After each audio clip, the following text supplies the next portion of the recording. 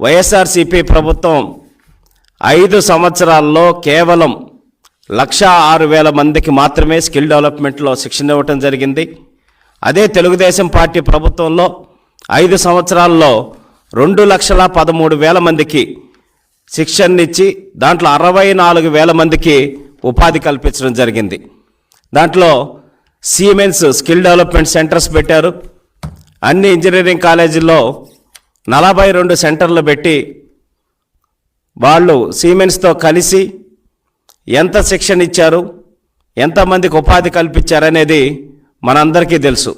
ఎందుకు ఆ అంశం తెలుసు అంటే, చంద్రబాబు నాయుడు గారిని అక్రమంగా, అన్యాయంగా, ఎటువంటి ఆధారాలు లేని కేసులో, స్కిల్ డెవలప్మెంట్ కేసులో 52 రోజుల పాటు ఆయన్ని జైల్లో ఉంచడం జరిగింది. కొండని తవ్వి ఎలకన పెట్టినట్టు ఆఖరికి ఆ కేసులో ఏమీ లేదని చెప్పనేసి మనకందరికీ అర్థమవుతున్నాయి కోర్టులో జరిగేటటువంటి అంశాలు చూస్తే.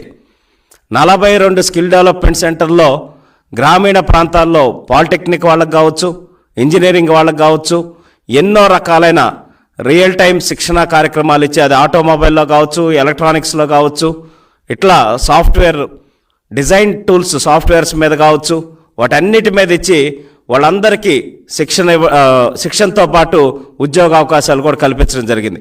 అటువంటి దాంట్లో ఏ విధంగా ప్రవర్తించారో మనం చూసాం. అలాగే